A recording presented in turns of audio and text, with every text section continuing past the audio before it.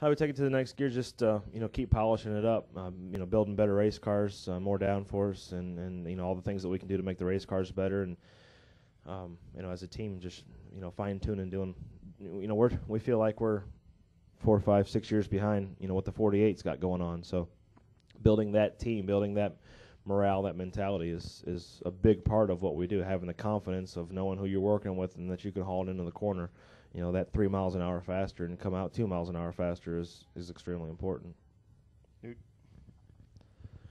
David Newton, ESPN.com, and we're glad to see at least one member of Stewart-Haas appreciates being in the media availability too.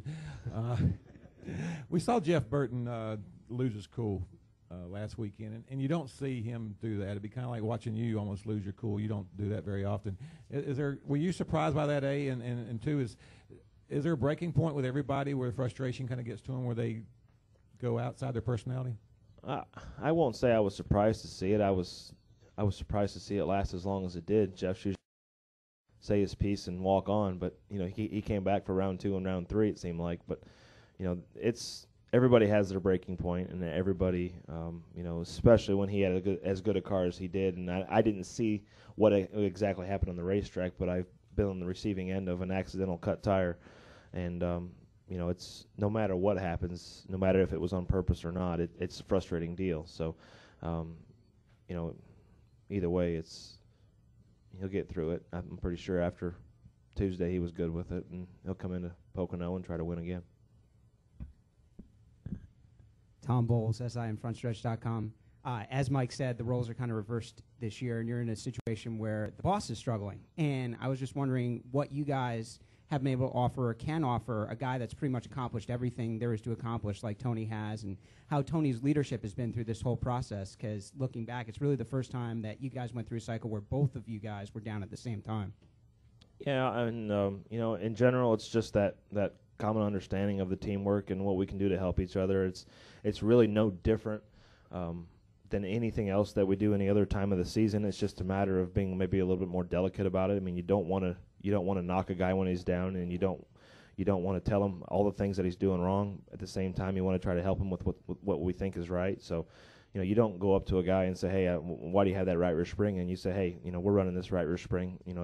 If this is what it did for us, and just offering advice is the best thing that we can do, because, as I've always said, it's the toughest sport in the world where you're competing against your own teammates. So it's a very, very delicate situation to be able to work all those things out.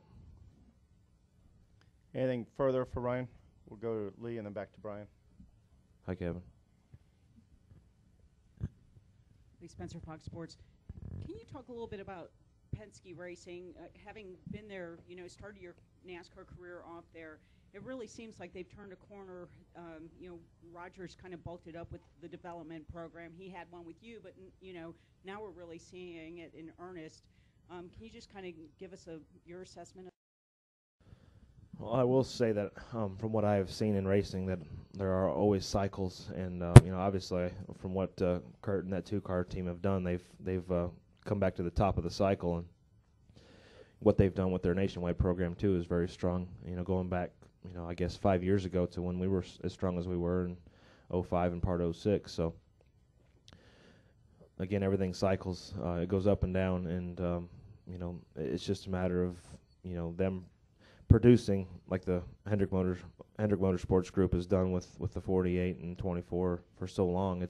It's how you, I guess, complete that cycle or stay on top of that cycle that really makes a difference. So, we've seen it ourselves just in the 39 team in the last year and a half. That you can have strings of top 5s and you can have strings of 35s. It's just a matter of how long you let yourself stay on top or stay on that slump.